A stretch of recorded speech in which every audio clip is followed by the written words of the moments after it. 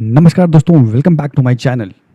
जैसा कि आपको पता है, कॉकरोच जनता पार्टी ने अपने एजेंडे को चलाने के लिए भारत में 3 लोगों को अपॉइंट किया है एज देयर स्पोक्स पर्सन। पर उन तीनों के बारे में आपको जानकर बहुत हैरानगी होने वाली है, क्योंकि वो तीनों अपने कामों को लेकर यही दर्शाते हैं, साफ साफ दर्शाते हैं कि they are leftists and of anti Hindu mindset and in most of their capability anti Indian. तो मैं आपको बायोडाटा शेयर करता हूँ यहीं पे, ताकि अगर आप दिमाग में ये सोच रहे हैं उनकी आइडियोलॉजी को कॉपी करने का या उनको सपोर्ट करने का, तो आप एक बार अपने डिसीजन को रिव्यू करना, ठीक है। अगर आप उनके फॉलोअर्स हो तो आपके लिए ये सच जानना बहुत ज़रूरी है और संभलना भी ज़रूरी है, क्योंकि विनाश काले विपरीत बुद्धि तो फिर होगी। पर उससे पहले मैं आपको एक क्लिप दिखाना चाहता हूँ। उस क्लिप को दिखाने का एक्चुअली मेरा मेन पर्पस है कि आपको ये समझ में आए कि ये वीडियो मैंने किस पर्पस से बनाया, और आपको बहुत इजीली समझ में आएगा जो मैं आगे वीडियो में आपके साथ चीज़ें शेयर करने वाला हूँ कि ये क्लिप मैंने क्यों चलाया था। वीडियो के साथ लास्ट तक बने रहना, आपको बहुत सारी इन्फॉर्मेशन देने वाला हूँ और लास्ट में आपने डिसाइड करना है कि आपने करना क्या है। पहले इस क्लिप को देखना।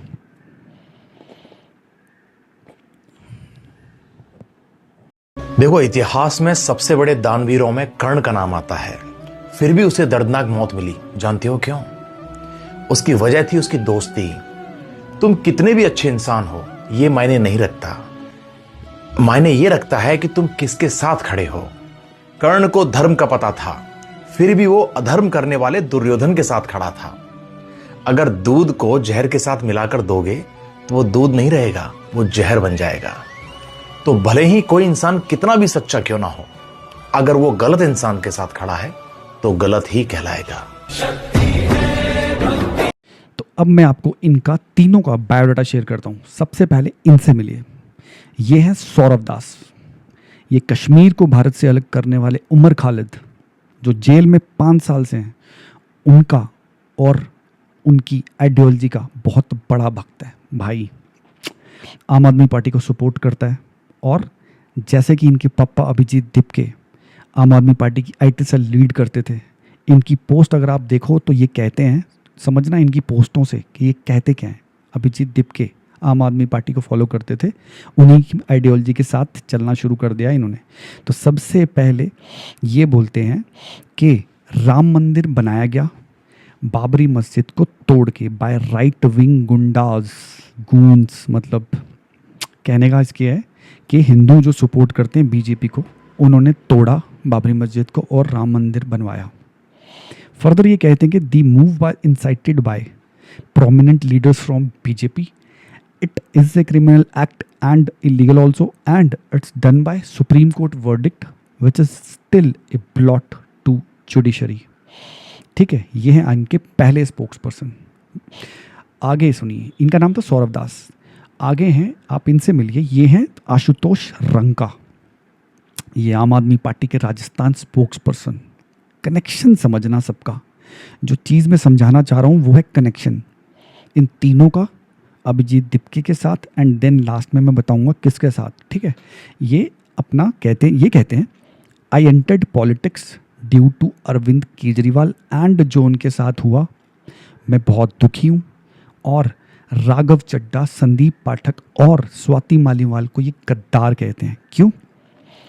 अब बताओ, उनकी आइडियोलॉजी जो थी वो अरविंद केजरीवाल की आइडियोलॉजी के साथ नहीं मिलती थी, क्योंकि आपको भी पता है अरविंद केजरीवाल के जो क्लिप्स कुछ वायरल होते थे, उनमें वो हमेशा कुछ अच्छी बात करते हुए नहीं दिखते थे। तो उनकी आइडियोलॉजी की वजह से काफ़ी लोगों ने आम आदमी पार्टी को छोड़ा, जैसे विश्वास साहब, उसके बाद राघव चड्ढा, स्वाति मालीवाल और ये पाठक जिनका ये नाम ले रहे हैं। ठीक है, उसके बाद क्या कहते हैं कि लोगों का साथ छोड़ो, इन लोगों का साथ छोड़ो और हमारे साथ जुड़ो। एंड फिर कहते हैं कि AAP is India's best bet and I will do everything to protect it. Connection समझे? आम आदमी पार्टी अगेन। अब इनसे मिलिए। ये हैं Vijeta Dhaiya, a poet, a film maker तो पता नहीं कौन सा ही था, मतलब जो भी था, film maker and content creation writer for none other than Dhruv Rathee. किसके? ध्रुव राठी, जो कभी आम आदमी पार्टी को सपोर्ट करता था, अभी भी बैकएंड से करता है क्योंकि फंडिंग आती है। एंड आज की डेट में India's most wanted content creator है कि इंडिया में आ जाए तो लोग उसको लात घूसे जूते चप्पल मार के उसको उसकी औकात दिखा दें। सेटल्ड इन जर्मनी, दूर से भोगता है और वहाँ से देश को तोड़ने की जेनजीज को तरीके बताता रहता है। ठीक है, अब आप मुझे बताओ, इनका कनेक्शन समझ में आ गया ना आपको? आम आदमी पार्टी के साथ इनका क्या कनेक्शन था? क्या ये सब किसी भी तरह से आम आदमी पार्टी से जुड़े नहीं हैं? या ये आम आदमी पार्टी का एक एजेंडा नहीं चला रहे, आपको ऐसा लगता है? और अब जब वो पार्टी नकारी घोषित हो गई है, जनता ने उखाड़ के उसको फेंक दिया है, तो ये भाई साहब, ये तीनों भाई साहब विद अभिजीत डिपके एक नए नाम से उसको फिर से लाना चाह रहे हैं, उस विचारधारा को लाना चाह रहे हैं। क्योंकि अभिजीत डिपके अनाउंस करता है उसी शाम को, जिस शाम को वो अनाउंस करता है कि वो आ रहा है, उसी शाम को अरविंद केजरीवाल एक ट्वीट करते हैं।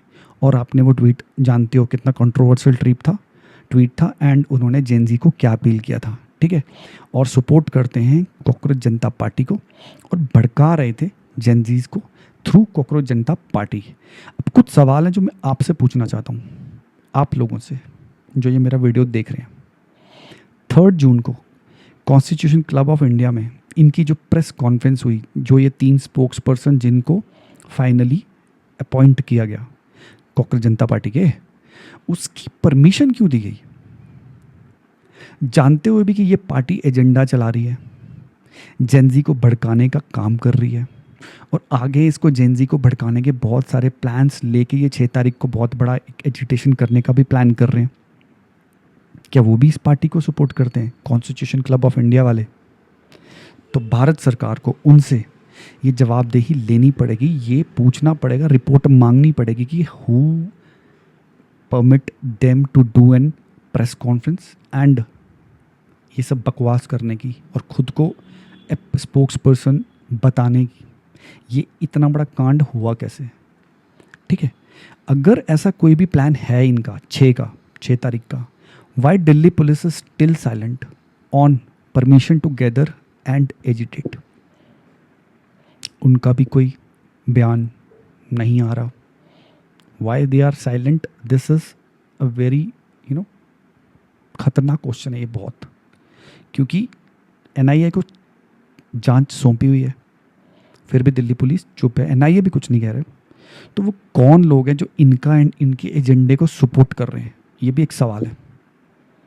क्या वो भी चाहते हैं जेनजी प्रोटेस्ट करें और अपना नुकसान करें उस मुद्दे पे जिसमें ऑलरेडी गिल्टी को पनिश करना सरकार ने शुरू कर दिया है, जिसमें ऑलरेडी इंक्वायरी ऑन है? तो फिर why this agitation, why this cockroach Janata Party, why they exist? Abhijeet Dipke deport होके आ रहा है, फिर अभी तक सरकार ने क्या प्लान किया है? Because as per NIA and as per internal reports Abhijeet Dipke को बहुत फंडिंग हुई है। आईएसआई से भी हुई हो सकती है, सीआईए से भी हुई हो सकती है, and anti Indian anti national elements वहाँ से भी हुई हो सकती है। एंड आम आदमी पार्टी के साथ इनका जो एक रिलेशन है, मे बी उनकी तरफ से कुछ इनको इंस्ट्रक्शंस दी हुई हो सकती हैं। I am not sure, but समझ रहे हो ना, श्योर तो बोल नहीं सकते यहाँ पे। और आखिरी सवाल है मेरे अपने छोटे भाई बहनों से, जेनजी से, what is your take on this? सारा मैटर आपको पता है, इनकी सारी काली कारस्तानियाँ आपको पता है। मुझे कमेंट करके ज़रूर बताना कि आपकी क्या सोच है इसको लेके। नोइंग एवरीथिंग कमेंट ज़रूर करना, तो पता चलेगा कि हमारे जेनजीज क्या सोचते हैं। तो मैं बस इतना बोलना चाहता हूँ, be smart, be cautious, be alert इस ट्रैप से जो लगाया गया है आपके इमोशंस को यूज़ करके देश में अराजकता फैलाने के लिए, आपकी ज़िंदगी बर्बाद करने के लिए, एंड आपको उसका पार्ट बनाने के लिए खुद पीछे रह के, क्योंकि पैसा तो इनको पहुंच चुका है, पैसा जितना इन्होंने कमाना था ये कमा चुके हैं, फंडिंग इनको हो चुकी है। ठीक है, पर आपका क्या, आपकी लाइफ, आपका करियर, ठीक है। तो आपका नीट का एग्ज़ाम है, एक बहुत मतलब दिल से रिक्वेस्ट है, बार बार मैं एक ही चीज़ बोलता हूँ, आपका नीट का एग्ज़ाम है 21 को, उस पर ध्यान दो, अच्छे से पढ़ो। उसके बाद अगर ऐसा कुछ आपको लगता है हुआ है, कुछ रह गई हैं चीज़ें जो गिल्टी को पनिश नहीं किया गया है, तो उसके बाद उसके बारे में सोचना, फिर उसके बाद डिसाइड करना, ठीक लगेगा तो एजिटेट करना।